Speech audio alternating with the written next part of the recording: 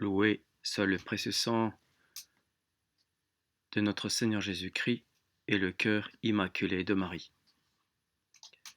Chers auditeurs et chères auditrices, cette vidéo est très importante. Comme son titre l'indique, nous allons démontrer que, étant privés de pape, nous sommes privés du pouvoir des clés, et donc privés de juridiction. Ce pouvoir des clés est un pouvoir spirituel, car il permet de lier et de délier absolument tout ce qui est nécessaire pour la vie sacramentelle. Ce pouvoir est attribué à saint Pierre et à ses successeurs que sont les papes. Nous ne sommes pas en temps où le Saint-Siège est vacant avec encore son Église présente, où il serait permis d'ordonner des prêtres, de confesser les péchés, etc. Non. Nous sommes en temps final, avant l'arrivée de l'Antéchrist, qui persécutera les catholiques bien pire que sous Néron. Nous sommes dans un temps où le système visible du plan gouvernemental de l'Église a cessé, puisqu'il y a eu apostasie de cette partie visible de l'Église, à savoir le corps ecclésiastique et enseignant. Nous ne pouvons en conséquence avoir aucun recours, comme lors d'un temps ordinaire, de la vacance du Saint-Siège. Le pouvoir des clés qu'a reçu saint Pierre et que reçoivent les papes n'est plus. Nous allons citer saint Thomas d'Aquin, qui nous l'explique, ainsi que les papes saint Léon le Grand, et je vous fais part de ma lecture concernant le pouvoir des clés qu'a le pape, en vous lisant le chapitre entier, du pape Grégoire XVI, dans son livre intitulé Triomphe de l'Église, Triomphe du Saint-Siège de l'Église. Je rappelle que ce livre, que je lis, est la deuxième édition qui se situe chronologiquement après l'élection du pontificat de ce pape. Lui-même, avant cette deuxième édition, avant qu'elle soit sortie en vente, a amélioré le contenu, d'après les affirmations du traducteur. C'est donc un document infaillible, puisque même en privé, aucun pape n'a défailli, comme nous l'avons vu dans des précédentes vidéos. Et si ce document s'éloignait de la foi, eh bien, cela aurait été condamné par les papes successeurs à Grégoire XVI. C'est donc un document privé infaillible. La deuxième partie aura pour objet la logique basée sur des documents de l'Église démontrant que, sans pouvoir des clés, pas de juridiction, et donc pas de validité d'ordination de consécration pour qui que ce soit. Commençons. Voici la lecture du chapitre 7 du pouvoir des clés, tiré du livre à teneur infaillible du pape Grégoire XVI, Triomphe du Saint-Siège.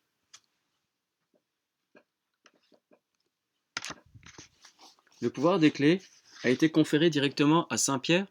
Dans quel exercice ce pouvoir a-t-il quelque supérieur? Quelles en sont les conséquences? Le pouvoir des clés, dit Tambourini, c'est un adversaire, consiste dans le droit de gouverner son propre troupeau, de lier les âmes par des préceptes, par l'imposition des peines et des censures spirituelles, et de les délier par les dispenses, par les indulgences et par l'absolution de ces mêmes censures. Fin de citation. Ce qui emporte une véritable force coactive. Il est donc de la plus grande importance de savoir si le pape possède ce droit d'une manière indépendante. Nous avons vu que c'est un corollaire de ce que nous avons démontré dans le chapitre précédent. Il faut maintenant le prouver directement et réfuter les objections des adversaires. Ils prétendent que, citation, pour le pouvoir des clés, tous les apôtres ont été égaux à saint Pierre, et que par conséquent tous les évêques le sont au pape. Fin de citation. Il est clair que cela ne peut être, si le pape n'a, en ce jour de pouvoir, aucun supérieur. Autrement, les évêques seraient autant de monarques dans l'Église. Qu'il n'y ait aucun supérieur, cela résulte de ce que les chefs lui ont été directement conférés, sans aucune relation à une autorité plus grande. Et le syllogisme suivant prouve que, en effet, elles lui ont été confiées directement. C'est clé.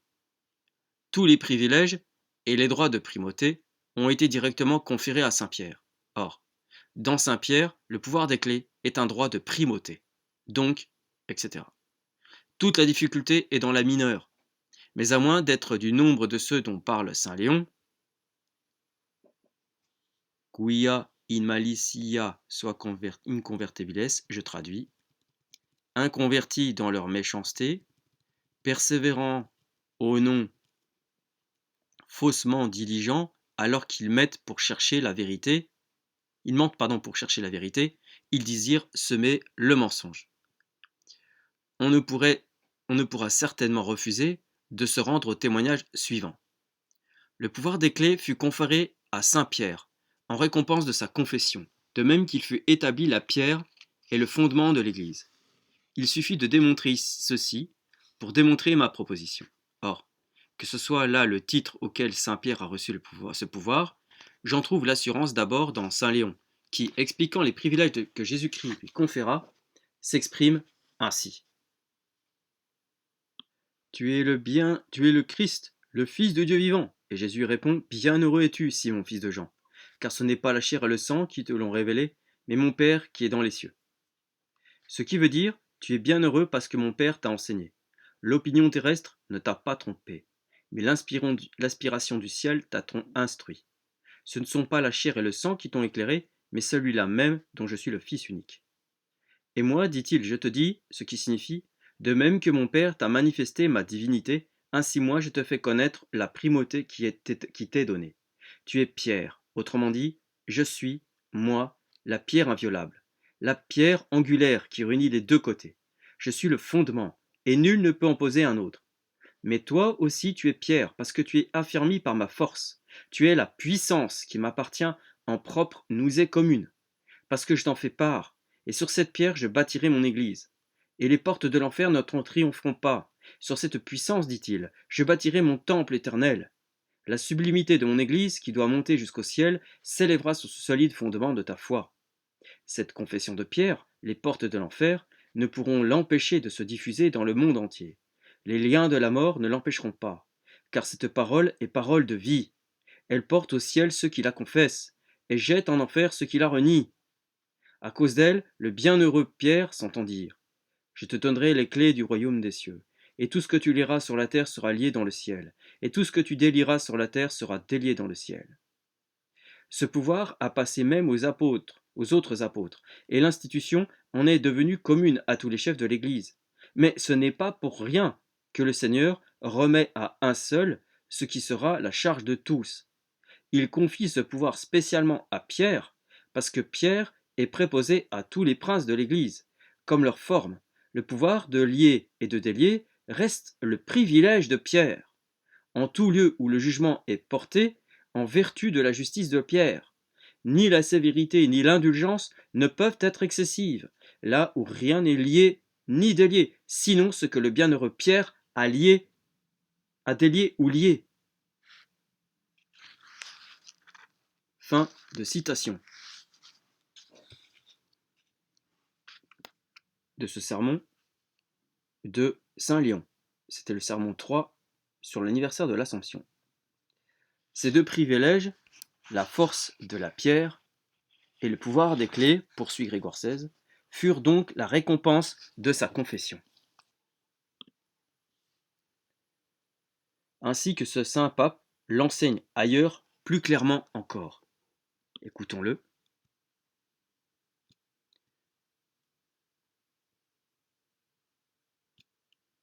Il ne se contenta que de cette sublimité de foi, de sorte que, doué du bonheur glorieux, il accepta la fermeté du rocher sacré et inviolable.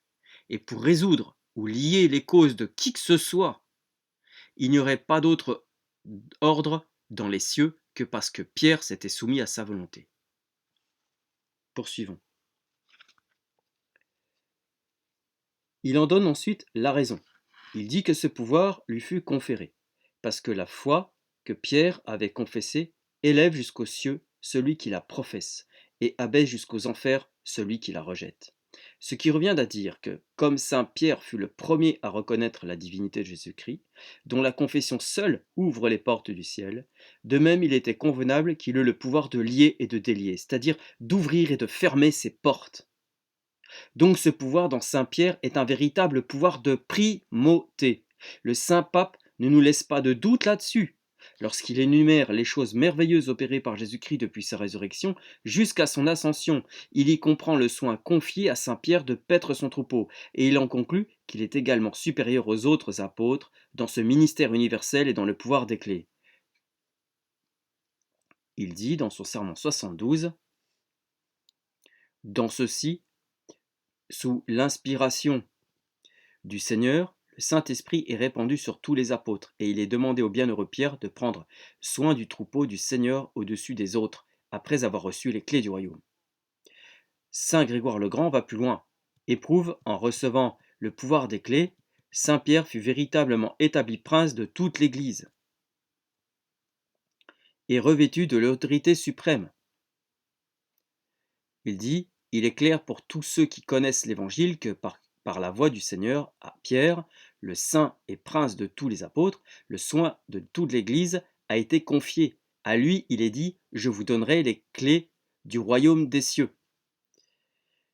Les autres pères parlent de la même manière, et entre autres, le vénérable Bède assure expressément que non seulement Saint Pierre reçut les clés en qualité de chef, mais qu'avec elles, il fut investi de la souveraine autorité de juger. Pierre reçut spécialement les clés du royaume des cieux et la principauté du pouvoir judiciaire. Telle est aussi la foi de tous les siècles, attestée en plein concile par le prêtre Philippe, légat du siège apostolique. Citation. Il n'y a aucun doute, et même il est connu de tous à travers les âges, que le saint et très béni Pierre, le chef et chef des apôtres, et il est le pilier de la foi et le fondement de l'Église catholique, a reçu de notre Seigneur Jésus-Christ, le Sauveur et Rédempteur du genre humain, les clés du royaume et le pouvoir de dissoudre et de lier les péchés qui furent donnés, qui jusqu'à ce moment vit toujours dans ses successeurs et exerce le jugement. Fin de citation de ce acte 3 du Concile d'Éphèse. Mais quel droit de juger peut-on entendre qu'il exerce dans ses successeurs dans lesquels il vit, sinon celui de lier et de délier? C'est le seul dont il soit ici question. Et puis, à quel propos faire précéder cet éloge de l'excellence et des prérogatives du chef pour en déduire un droit qui fût commun à tous et pour tous d'une égale étendue? On aurait eu besoin dans ces temps-là des novateurs modernes pour apprendre à revêtir des chimères des apparences trompeuses de la réalité. C'est ce qu'ils font eux-mêmes à présent, lorsqu'ils exaltent la primauté dans les termes les plus spécieux et les plus magnifiques après l'avoir réduite à un squelette informe, à un vain fantôme, à un véritable néant. Et qu'on ne dise pas que les textes apportés, quoiqu'ils semblent décider en notre faveur, sont cependant susceptibles d'une interprétation contraire. Car outre que ce genre d'objection tendrait à jeter l'incertitude sur tous les documents de la tradition, nous pouvons apporter encore des témoignages inattaquables d'auteurs non suspects ou novateurs, qui confirment notre explication et qui reconnaissent la primauté du pape dans les clés confiées à Pierre. Ainsi Pierre de Marca et le grand Bossuet se font cette objection que les clés ont été aussi données aux autres apôtres, et ils répondent que ces clés ayant été données 2 fois, la première à Pierre seul et la seconde à Pierre conjointement avec les autres apôtres, cela signifie que l'autorité judiciaire de l'Église, premièrement établie en la personne d'un seul, ne s'est répandue qu'à condition d'être toujours ramenée à son principe d'unité, et que tous ceux qui auront à l'exercer se doivent tenir inséparablement unis à la même chair, c'est-à-dire à la chair de Saint Pierre. Venons-en à des écrivains plus récents. Nos adversaires entendront sans doute avec plaisir la voix d'un homme qu'ils vénèrent comme leur maître, d'un homme honoré de tant d'éloges dans les écoles où l'on fait une profession si affectée de liberté et l'on montre tant de préjugés en combattant les préjugés. Je veux parler de Valla. Voici comment il s'exprime sur le sujet qui nous occupe. N'est-il pas clair que la double métaphore du rocher et des clés signifie l'étendue de l'autorité qui appartient à celui à qui s'adresse toute la parole du Christ? Et les paroles du Christ se réfèrent à Pierre lui-même, donc aussi la puissance qui est signifiée par les images du rocher et des clés. Et vraiment, ne serait-il pas ridicule de mettre autant d'accent sur les mots, à moins que le Christ n'ait accordé à Pierre un pouvoir de plus en plus grand qu'aux autres apôtres? Je ne sais s'il est possible de mieux désigner le pouvoir de primauté que par ces mots, potestatis amplitudinem. Et je ne vois pas comment on pourrait montrer plus clairement que dans Saint Pierre, le pouvoir des clés est un droit de sa primauté, qu'en le comparant à celui qu'exprime la métaphore de la pierre. Si donc Tambourini, l'autre adversaire, avait puisé à cette source, il n'aurait pas soutenu que le pouvoir des clés était égal dans tous les apôtres, et qu'on ne peut pas par conséquent en déduire la primauté. Il n'y a pas d'égalité là où il y a gradation. Il y a toujours gradation là où il y a du plus haut et du moins. Il y a eu du plus, et du moins.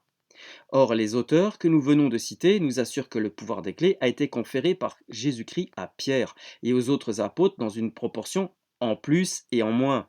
Donc l'égalité enseignée par Tamburini n'existe pas. Mais dans le pouvoir des clés, Pierre est supérieur aux autres apôtres et le pape aux évêques. Donc ce pouvoir, tant pour Saint Pierre que pour le pape, doit être regardé comme un privilège de la primauté. D'ailleurs, tous les droits inhérents à la primauté furent conférés à Saint Pierre directement. Autrement, ils ne seraient pas fondés sur l'institution divine, c'est-à-dire sur le plan du gouvernement ecclésiastique établi par Jésus-Christ. En effet, de l'aveu de nos adversaires eux-mêmes, telle est la nature des droits de la primauté, que le temps n'y peut rien et qu'il ne peut jamais y avoir de prescription contre eux, même de la part de l'Église. Si ces droits ne regardaient Pierre qu'indirectement et directement l'Église, elle pourrait laisser prescrire, parce que les tenants de première main, elle pourrait les transmettre à Pierre, son représentant, de la manière et dans la proposition qu'elle voudrait.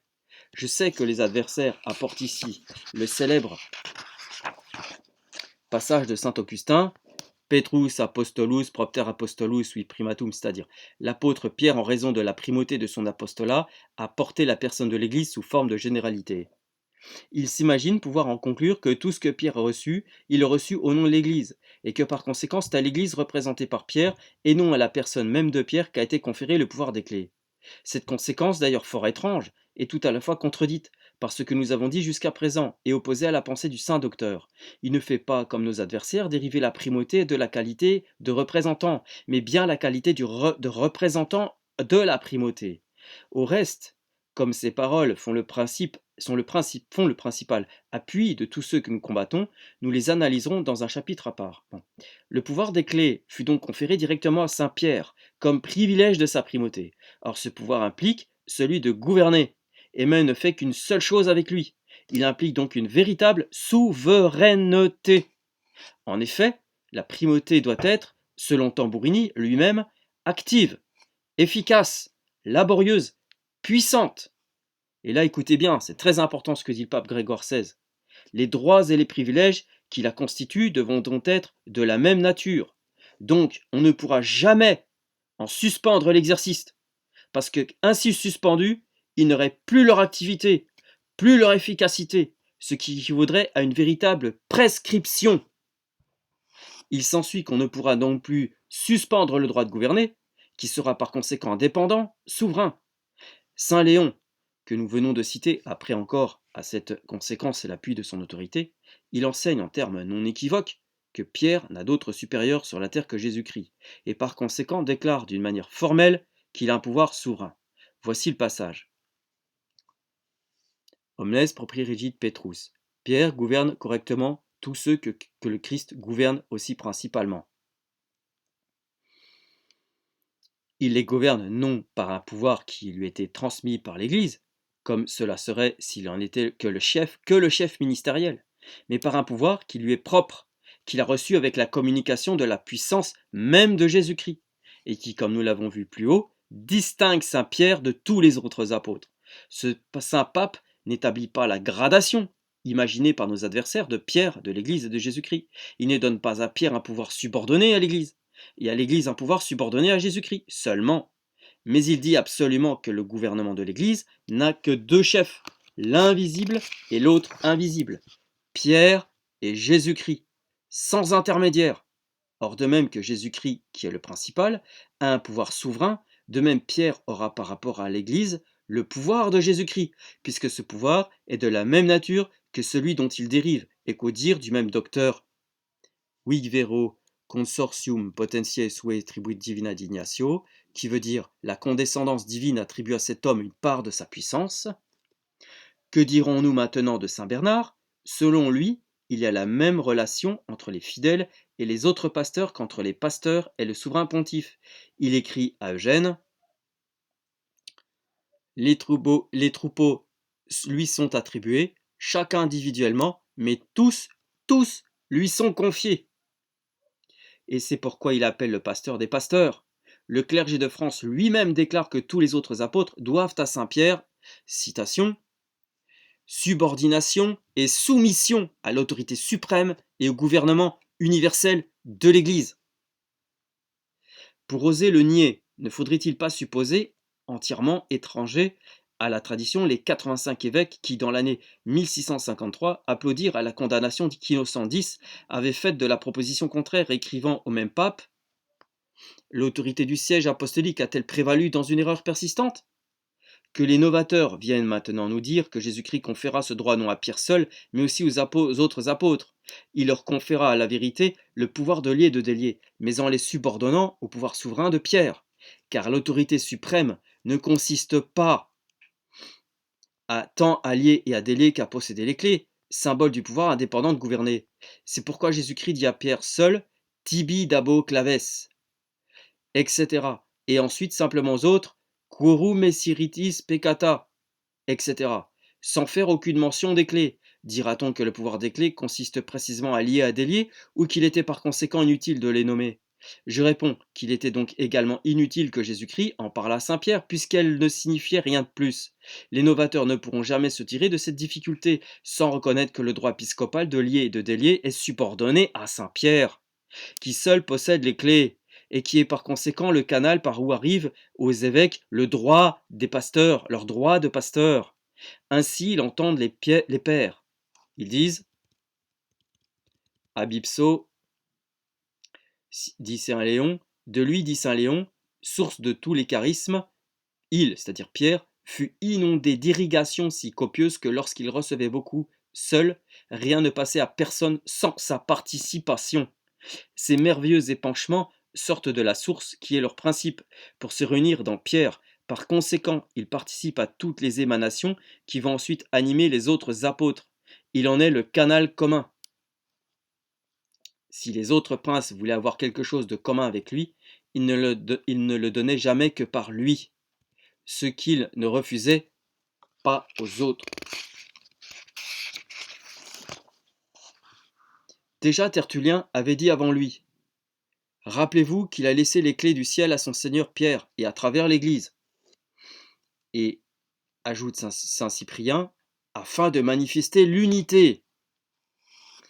Or, cette unité, reprend de Marca, ne pouvait subsister si les autres apôtres et les évêques n'étaient dans l'exercice de leur puissance unis à Pierre, chef de l'Église, à qui les clés donnent une autorité supérieure et les moyens de soumettre les ennemis de l'unité. Et si par conséquent ils pouvaient faire usage des clés indépendamment de Pierre, qui en a la possession.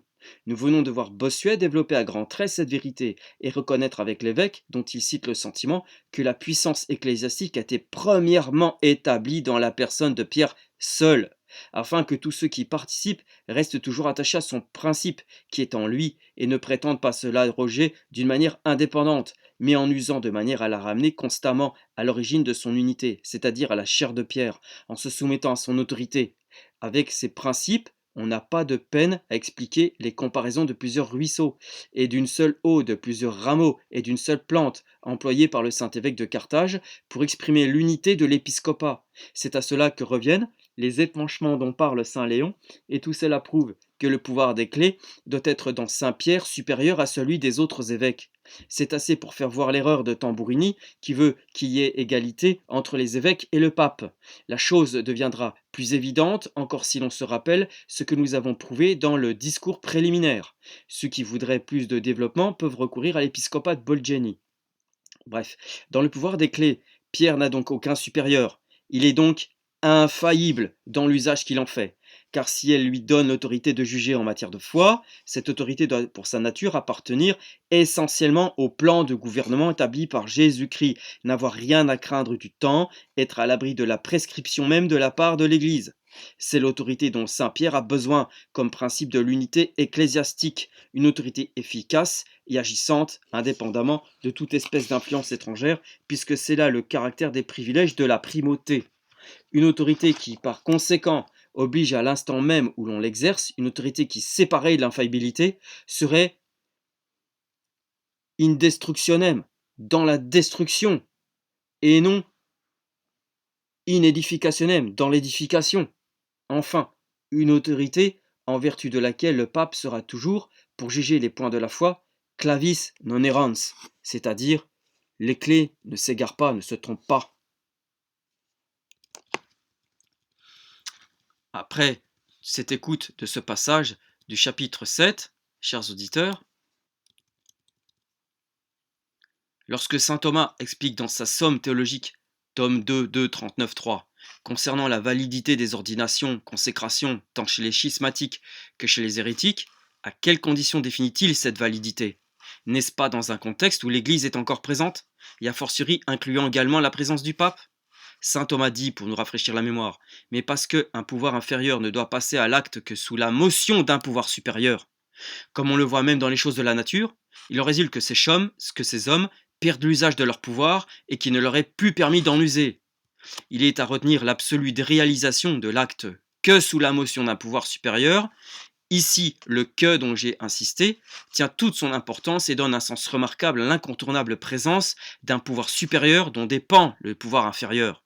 Saint Thomas d'Aquin dit ailleurs, dans les schismatiques, hérétiques, excommuniés, suspens et dégradés, demeure le pouvoir des clés quant à l'essence, mais l'usage en est empêché par défaut de matière. Fin de citation. Il nous dit aussi, la matière propre sur laquelle s'exerce l'usage des clés est un subordonné. Aussi, puisque par la disposition ordinant de l'Église, l'un est soumis à l'autre, les prélats de l'Église peuvent soustraire à quelqu'un celui qui était soumis. Fin de citation. Remarquons bien les termes employés ici. À qui saint Thomas s'adresse? Aux schismatiques et aux hérétiques. Quels sont les subordonnés ici? Les schismatiques et les hérétiques, puisqu'il dit aussi, puisque par la disposition ordinaire de l'Église, l'un est soumis à l'autre. Fin de citation. Lors donc il n'y a plus d'Église, pour soustraire ces schismatiques, c'est-à-dire pour enlever quelque chose à quelqu'un, celui qui était soumis, cela indique bien que l'Église est le supérieur du schismatique et de l'hérétique. Cela montre bien ici que le pape a le pouvoir sur ces personnes séparées. Et saint Thomas nous dit quelque chose de plus et qui va plus loin dans le raisonnement, prouvant l'invalidité des ordinations consécrations conférées par les schismatiques hérétiques. Soyez bien attentifs, s'il vous plaît, à ce qui va venir. Face à une objection dans son SPL 17.2, saint Thomas répond et explique la chose suivante, citation, « Il faut dire que tout pouvoir spirituel est donné avec une certaine consécration. Aussi bien celui des clés est-il donné avec l'ordre. Mais, l'exercice des clés a besoin d'une matière requise, qui est le peuple soumis par la juridiction. C'est pourquoi, avant d'avoir la juridiction, il a les clés, mais n'a point l'acte des clés. Et comme le pouvoir des clés se définit par son acte, on trouve dans la définition du pouvoir des clés quelque chose se rapportant à la juridiction. Fin de citation. Il est cité en début de cet extrait, que je viens de citer, du pouvoir spirituel qui est donné, transmis avec une certaine consécration. Ce pouvoir d'ordre peut se donner qu'à une condition, c'est que le peuple soit soumis à une juridiction. En effet, reprenons une partie qui est cruciale ici, je recite, « Mais l'exercice exécution des clés a besoin d'une matière requise, qui est le peuple soumis par la juridiction. » Eh bien, sommes-nous, nous le peuple actuellement, cette matière dont il était question ici? Autrement dit, sommes-nous actuellement, nous le peuple, soumis à une juridiction? Non, puisque nous n'avons pas de pape ni d'église. Par conséquent, sommes-nous une matière requise, la matière requise, pour que ce pouvoir des clés que les schismatiques et hérétiques qui ont été catholiques avant qu'ils ne défaillent, peut se transmettre et s'exercer? Non, puisqu'il leur faut la matière qui est le peuple soumis à une juridiction, et qu'il n'y en a plus de juridiction. À quelle date s'arrête cette transmission du pouvoir spirituel? À la mort du dernier pape, le pape Pie XII. Le pape Pie XII nous a dit, rappelez-vous, dans son encyclique Ad Apostolorum Principis, citation, de ce que nous avons exposé, il suit qu'aucune autorité autre que celle du pasteur suprême ne peut invalider l'institution canonique donnée à un évêque. Fin de citation. Ici, Pie XII marque la supériorité qu'a le pape, même sur les schismatiques et les hérétiques. Le pape a le pouvoir de lier et de délier, comme l'affirme saint Thomas d'Aquin dans son SPL 19.6, qui suit, par conséquent, comme l'Église prive les hérétiques, schismatiques et autres de sujets, soit totalement, soit en partie, quant à ce dont ils sont privés, ils ne peuvent avoir l'usage des clés. Fin de citation. Ce qui nous amène bien à confirmer que, privé de la présence du pape et de son Église, il ne peut pas y avoir provenant de cette autorité à laquelle sont soumis les schismatiques hérétiques qui nous garantissent de la validité de leur pseudo-consécration ordination. Mais ce n'est pas tout. Encore votre attention, s'il vous plaît, chers auditeurs, auditrices. Comme Grégoire XVI, pape, nous assure que sans la primauté, rien n'est réalisable. Je cite ce passage que nous avons lu. En effet, la primauté doit être active, efficace, laborieuse, puissante. Les droits et les privilèges qui la constituent devront être de la même nature. Donc, on ne pourra jamais en suspendre l'exercice. Parce que ainsi suspendus, les exercices, ils n'auraient plus leur activité, plus leur efficacité, ce qui vaudrait une véritable prescription. Véritable prescription. Le mot est lâché, c'est-à-dire selon le dictionnaire, qu'on ne peut plus poursuivre soit l'exécution d'une obligation ou soit la répression d'une infraction. Donc sans pape, sans pouvoir des clés, résulte l'incapacité d'action souveraine et l'incapacité de répression. Grégoire XVI cite le pape Saint Léon le Grand disant « Et pour résoudre ou lier les causes de qui que ce soit, il n'y aura pas d'autre ordre dans les cieux que parce que Pierre s'était soumis à sa volonté. » Fin de citation. Et ni la sévérité, ni l'indulgence ne peuvent être excessives, là où rien n'est lié ni délié. Là où rien n'est lié ni délié, sinon ce que le bienheureux Pierre a délié ou délié. Fin de citation. Il bien dit, et pour résoudre ou lier les causes de qui que ce soit, dixit Saint Léon le Grand. Là où rien n'est lié ni délié, sinon ce que le bienheureux Pierre a lié ou délié. Fin de citation. Ici, condition sine qua non, que rien ne peut se réaliser si ce n'est que par Saint Pierre, et donc le pape, par ce pouvoir des clés.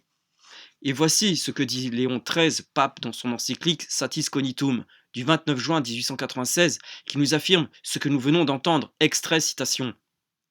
Pour conserver l'unité de foi et de communion telle qu'il la faut, ni une primauté d'honneur, ni un pouvoir de direction ne suffisent.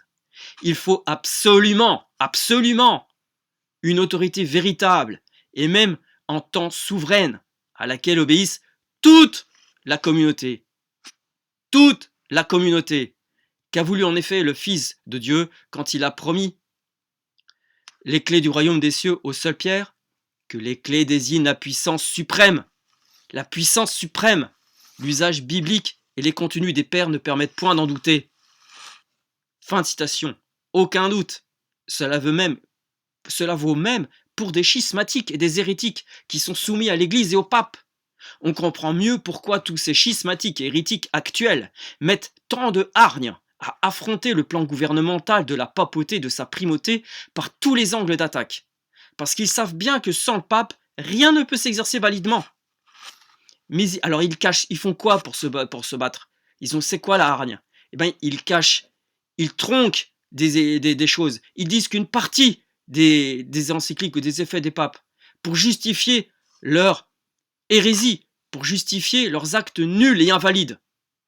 Enfin, pour justifier pour eux la validité de leurs actes alors qu'ils sont nuls et invalides.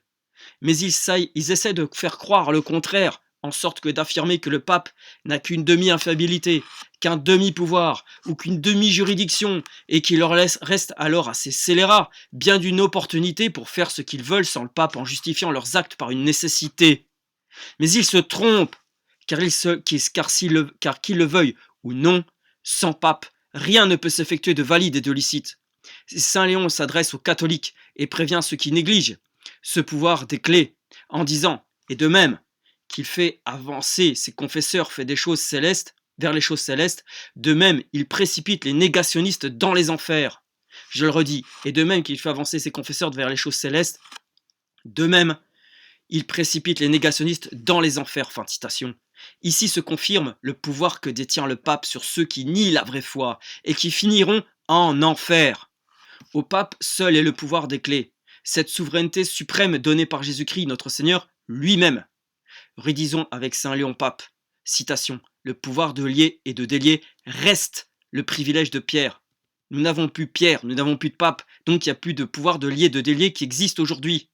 Autrement dit, rien ne peut s'exercer en matière d'ordination-consécration valide sans la présence du pape, puisque c'est lui seul qui a le pouvoir de lier et de délier absolument tout et en tout lieu. Je répète Saint Léon, là où rien n'est délié, là où rien n'est lié ni délié, sinon ce que le bienheureux Pierre a lié ou délié. Sans pape, rien n'est réalisable, rien ne peut s'effectuer validement. C'est dire la puissance de ces clés que notre Seigneur a données à Saint Pierre, comme l'a souligné le pape Léon XIII. Les hérétiques et schismatiques en soutannés ou non, qui continuent à dire que oui, c'est valide, négligent et font du déni du pouvoir de ces clés. Beaucoup de gens déguisés en soutane passe sous silence l'importance capitale de ce pouvoir des clés, en réduisant le pape à un simple état de chef ou de superviseur, si j'ose dire, ce qui est à l'opposé de ce que dit le pape Léon XIII, ce que nous venons d'entendre. Ou alors nos schismatiques hérétiques actuels relèguent ce pouvoir des clés qu'au sacrement de pénitence. Mais puisque l'on parle du sacrement de pénitence, voici le canon 879 qui dit « Pour entendre validement les confessions, il faut avoir une juridiction, expressément concédée par écrit ou de vive voix, dit le canon 879. On ne peut rien exiger pour une concession de juridiction. » Fin de citation. Sans juridiction, pas de confession valide. Rappelez-vous ce que saint Thomas d'Aquin affirmait, quand le peuple est la matière pour recevoir validement les sacrements à condition que ce peuple soit soumis à une juridiction. Sommes-nous soumis à une juridiction, nous le peuple? Non, puisque nous n'avons pas de peuple et qu'il n'y a pas de juridiction. Ainsi donc même, dans l'hypothèse, si ce peuple irait se confesser auprès d'un ordonné consacré valide chez les schismatiques hérétiques actuels, leur absolution serait sans valeur et nulle, puisqu'aucune personne aujourd'hui n'est soumise à une juridiction catholique. De toute façon, cette idée ne peut pas se concrétiser, puisque depuis la perte de juridiction, à la mort du pape Pie XII, plus rien ne s'est transmis ni exercé. Sans compter qu'il y a de surcroît l'application des condamnations pénales promulguées par la bulle constitutionnelle du pape Paul IV, qui déclare nuls et sans valeur tous les actes conférés par ces schismatiques hérétiques actuels. Évidemment, aucun de ces déguisés du carnaval de l'enfer ne va avouer que ces clés remettent en question leur état d'ordonné invalide, et donc le port de leur déguisement. Vous rendez-vous compte, chers auditeurs auditrices, de cette puissance des clés, de cette puissance de ce pouvoir spirituel que possède le pape? C'est dire que son absence n'amène absolument rien de valide. Chers auditeurs et auditrices, à nouveau, la conclusion est sans appel. La présence du pape est nécessaire par sa primauté, de par sa supériorité sur les schismatiques et les hérétiques pour que leurs ordinations-consécrations soient valides, puisque le pape seul est capable de donner l'activité valide de leur exercice au moyen du pouvoir des clés et de la juridiction. C'est lui seul qui a le pouvoir de lier et de délier pour qui que ce soit et pour quoi que ce soit. C'est dire l'importance de ce pouvoir spirituel universel, et c'est dire aussi l'importance de la phrase du pape Eugène IV, lorsqu'il disait dans cette constitution non médiocrie que la juridiction, essence du pape, l'emporte sur l'ordre. C'est dire l'importance de ce pouvoir spirituel universel que Boniface VIII, pape en 1302, mettait en avant dans sa bulle Unam Sanctam. Une logique qui va dans le même sens qui vient de Maître Ollier nous indique que c'est une miséricorde de Dieu qui retire les biens des mains des rebelles de son Église. Maître Ollier, Catéchisme chrétien, leçon 19, citation. Mais pourquoi Dieu ôte-t-il tous les biens aux pécheurs? Parce qu'il n'est pas juste qu'un serviteur rebelle, qu'un valet révolté, qu'un traître et un infidèle jouissent des biens de son maître. Il est juste que le maître lui ôte de ses mains, qu'il le chasse de sa maison, et qu'il ne le souffre plus manger son pain en sa compagnie. Il est juste que Dieu ôte son bien à ses ennemis, puisqu'il n'en use ordinairement que pour l'offenser. Fin de citation. Ainsi donc, les schismatiques et les hérétiques, de ce qu'ils confèrent comme pseudo-ordination et consécration, là encore, la démonstration est faite. Pour eux, rien n'est valide depuis 66 ans. Nous ne sommes pas en temps où le Saint-Siège est vacant avec encore son Église présente, où il serait permis d'ordonner des prêtres de confesser des péchés, etc., comme nous l'avons dit au début. Non, nous sommes en temps final, avant l'arrivée de l'Antéchrist, qui persécutera les catholiques bien pire que sous Néron. Nous sommes dans un temps où le système visible du plan gouvernemental de l'Église a cessé, puisqu'il y a eu apostasie de cette partie visible de l'Église à Vatican II, à savoir le corps ecclésiastique et enseignant. Nous ne pouvons en conséquence avoir aucun recours comme lors d'un temps ordinaire de la vacance du Saint-Siège. Le pouvoir des clés qu'a reçu Saint-Pierre et que reçoivent les papes n'est plus là. Dieu nous a avertis dans son Apocalypse, qui est de foi, l'Apocalypse, qui nous enverra miraculeusement le pape dont nous aurons besoin pour suivre à toutes les horreurs qui ne se sont jamais encore réalisées jusqu'à présent. Nous aurons besoin de foi. Et pour l'instant, nous devons nous y préparer en accueillant cette foi prophétique, sans oublier que celle théologique et dogmatique. Comme les Juifs qui se convertissent peu à peu actuellement, nous devons nous aussi en faire autant. Le temps presse. Dieu dirige tout. Ayons confiance en lui, car il ne peut se tromper ni nous tromper. Chers frères et sœurs catholiques qui entendent ce message, qui reconnaissent tout ceci comme vérité, Ne vous découragez pas si nous sommes si peu nombreux. Agissons ensemble, unis dans l'unité d'une même foi catholique et souveraine. Secouons le joug de nos appétits naturels personnels, et pour l'amour de Dieu, luttons ensemble contre l'hérésie et l'absurdité de ce monde que ce monde dépravé nous offre. Su aux hérésies, su aux sectes, vive l'Église, vive Jésus et vive sa croix glorieuse, vive le Christ roi. Gloria in altissimis Deo et intera pax hominibus bone voluntatis.